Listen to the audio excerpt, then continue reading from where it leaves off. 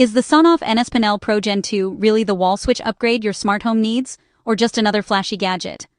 I took the latest Gen 2 for a spin, and wow, this thing finally checks the box most people wanted: real, physical relays. Unlike the original Pro, which was just a touchscreen dashboard, Gen 2 actually lets you control two light circuits directly, no more just pretending to be a switch. So, what's new? First, they've stuffed in a faster processor and quadrupled the storage. The Zigbee radio is upgraded, and you now get dual-band Wi-Fi, so it won't drop off your network when you upgrade your router. The speaker is louder, making intercoms and alerts way clearer. But here's what really matters. The NSPanel Pro Gen 2 is a true all-in-one hub.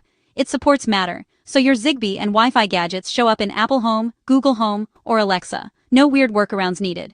And for Home Assistant fans, F-Droid support means you can run third-party apps without any risky hacks. Just install and go. You also get local security. Set it up as a physical alarm keypad, with home, away, and sleep modes. Plus, the panel can stream up to 4 camera feeds, perfect for keeping an eye on things without grabbing your phone. Now the flip side, it's not cheap, about $117. That's more than a separate Zigbee hub plus a basic tablet, especially if you just want a dashboard. And the 3.95-inch screen?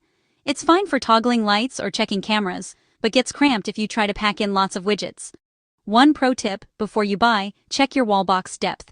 You'll need at least 25.5 millimeters behind your switch for the relays to fit.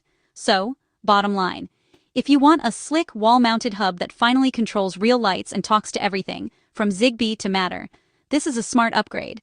But if you already have Gen 1 and don't care about local relays, or you want a jumbo dashboard, you might want to stick with what you've got.